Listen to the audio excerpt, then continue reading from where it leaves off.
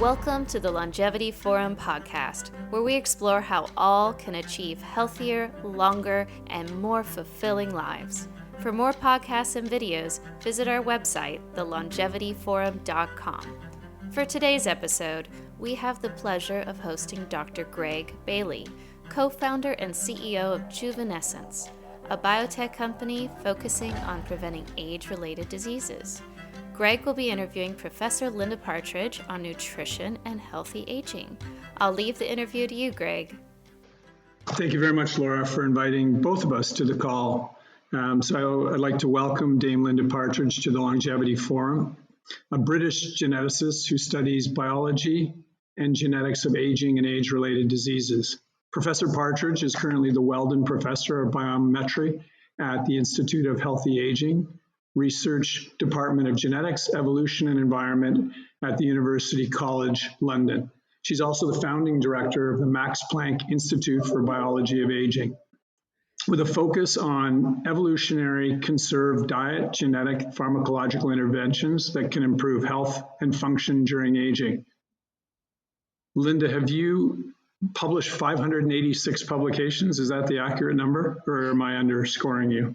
That sounds an awful lot, Greg. I didn't realize it was quite so many. It's on the UCL website. I'm sure the audience would be fascinated to hear if you think there's an ideal diet. Well, there are certainly plenty of sensible nutritional guidelines out there. I mean, the obvious things are avoid bad stuff. So diets with too little fiber in them or too much salt and sugar. Get a good balance of the main macronutrients, so fat, carbohydrate, protein. Eat plenty of fresh vegetables, fruit, and other plant-derived items. And of course, if you want to save the planet, then reduce or eliminate beef, lamb, and dairy products from your diet. But one size doesn't quite fit all. So, for instance, as people get older, they tend to make vitamin D less efficiently. So they need to increase the amount of vitamin D that they take. Some of the other trace nutrients as well. They get less good at absorbing protein. And also because of the frailty, the muscle weakness that comes with age. There's some evidence that older people should actually increase the amount of protein in their diet, especially if they're facing some sort of challenge like recovery after an illness. And of course, diet alone won't do it. Exercise is vitally important, partly because it's part of the energy balance that protects against weight gain and obesity, but also because, it's wonderful for the cardiovascular system. So it's a healthy lifestyle, really, as well as a healthy diet. Yeah, I agree. Fitness is by mental and physical therapy where I get to download. You bring up a very interesting point about protein, and I noticed in your research you'd focused on, I believe, decreasing protein and changing the essential amino acids. Can you describe what you've learned on that?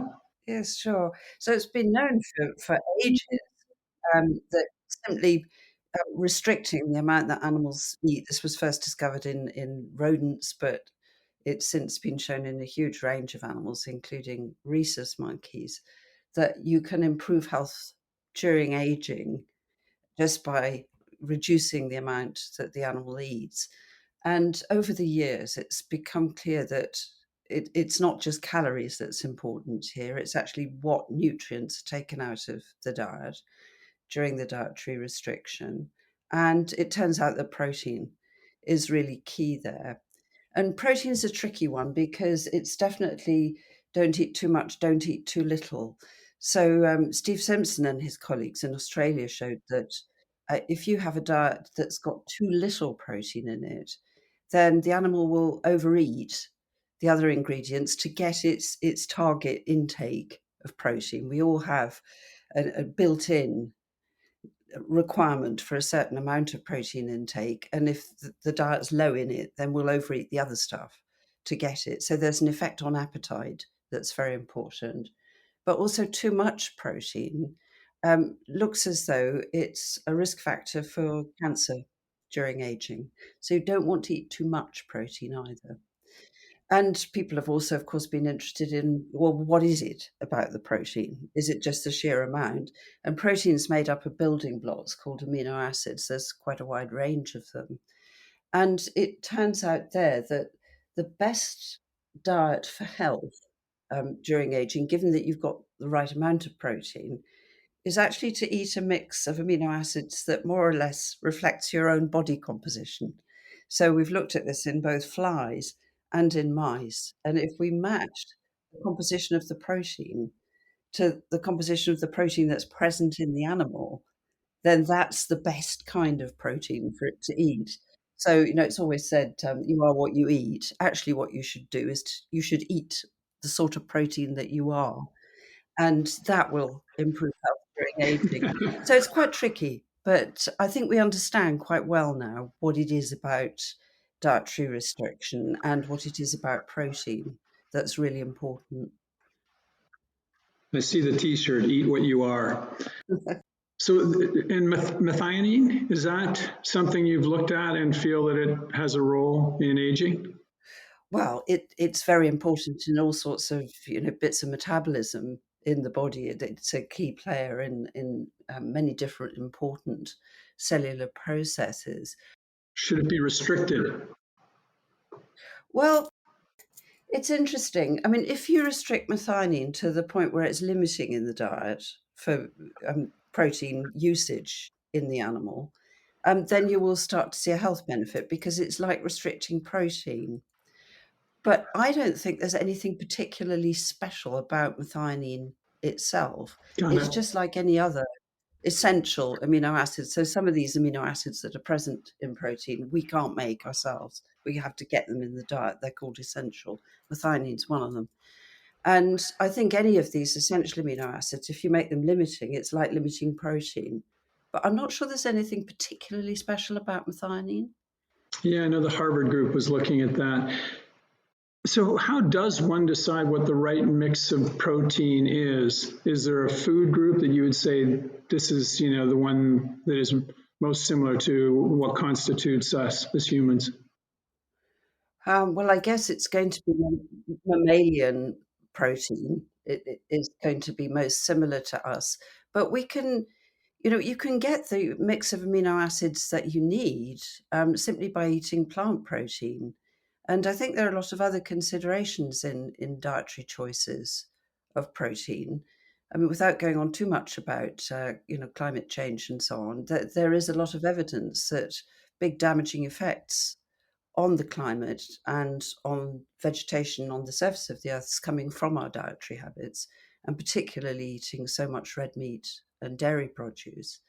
And we can get the key proteins that are present in those parts of the diet from plant sources or from less damaging animal sources.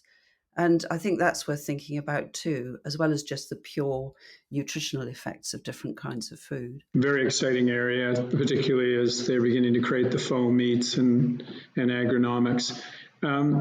You've done a great deal of research on the effect of diet and Alzheimer's disease, dementia, and sleep. Any key takeaways for the audience?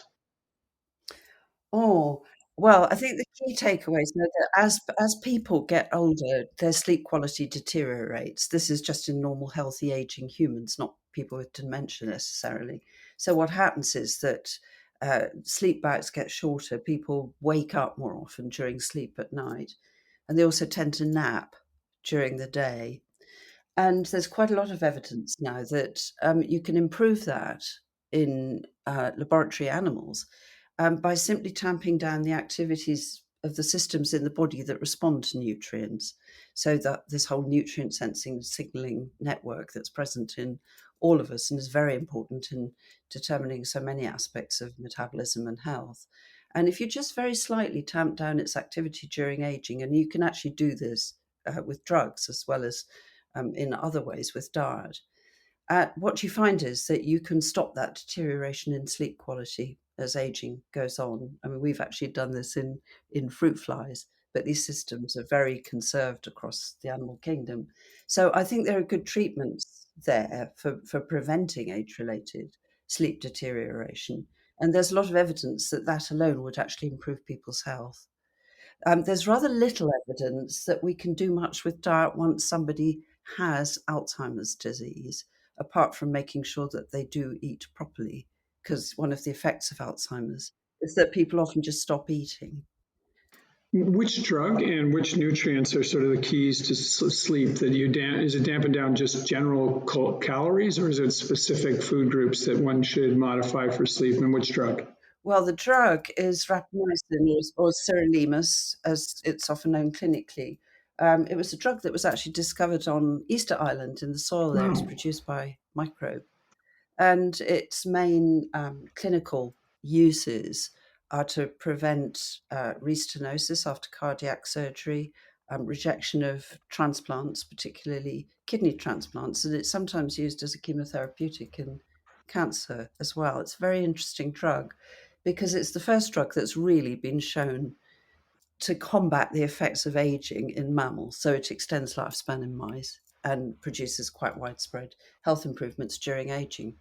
And what we found in flies was that it improves sleep quality during aging. So it goes for the part of the nutrient sensing network that's particularly important in detecting protein in the diet, interestingly.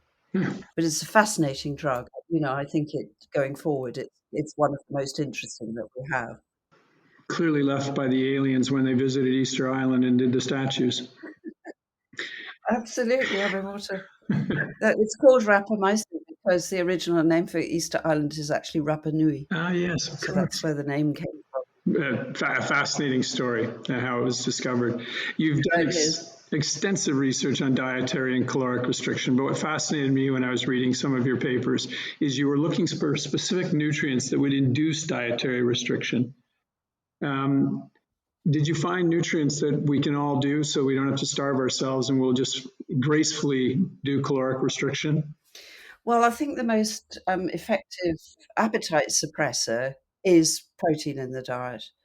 There's, as I mentioned earlier, if there's too little protein, animals and people tend to overeat. And by making sure there's enough, you can effectively suppress appetite. There's actually been some recent work on, how the level of different nutrients that people or animals take in is determined by their early development. So we have these sensors of nutrients in the food, chemical sensors, the olfactory and taste system, which detect food and also are important in inducing satiety after a certain amount's eaten. And there's been some research over the years showing that if an animal is given a lot of protein, a lot of sugar, a lot of salt in its diet when it's young, then it tends to overeat those things when it's older. It has a stronger wish to consume those nutrients. And somebody's figured out in flies how that works. So if you give young flies a lot of sugar in their diet, it actually affects the way that these taste receptors develop. So what you do is to blunt the sensation of sugar if you eat a lot of it when you're young. So when you're old, you have to eat more in order to believe that you have enough sugar. And so the system leads to overeating and obesity. So there's some very interesting developmental effects there with sensing particular nutrients. So it's really important, I think, to suspect what's eaten during childhood in determining adult food preferences. I mean, of course, there are huge other influences there, but just the real physiology of taste seems to be set during development. That's really important. So I'm absolved of any guilt about my current diet and simply can blame my parents. I think we are running out of time. Is there anything that you feel that you would like to pass on to the audience, importance about nutrition, something that an actionable item that they can do as a parting shot? I think the recent work on intermittent fasting is very interesting. So when people have tried experimentally with humans to do just a dietary restriction regime, to just take down the diet, the amount eaten and keep it down, they found what we all know about ourselves, I think, which is that it's extraordinarily difficult to show the level of self-discipline necessary to do that. And actually, the fallout rate from the study was huge. Very few individuals managed to get through it, and they could only implement about a 10% reduction in food intake. But what people do seem to be able to do more easily is intermittent fasting. And that seems to recapitulate many of the effects of dietary restriction. So I think that we need a lot more experimental work with people. But if it's easier to comply with, and if it's as good as dietary restriction in terms of its health effects, then I think it could be a very important bit of advice that will be given to people about their diet as time goes by. That's fantastic advice. I also noted when I was looking at intermittent fasting, they said that the mice who did very well were in labs as opposed to wild mice because of the temperature. If it was a cool temperature, intermittent fasting worked better than a warm temperature. Had you seen that? Yes, and I mean, there's been a question about that with dietary restriction for a long time as well, whether if you keep the animals, to more neutral temperature from their body temperature point of view, they would still show all of the benefits of dietary restriction. I think the jury's still out on that one, but it may be very important. Interesting. Thank you very much, Professor Dame Linda Partridge, for spending time with us. Thank you very much for inviting me. Thoroughly enjoyed it. Excellent. Thank you. This broadcast has been brought to you by the Longevity Forum.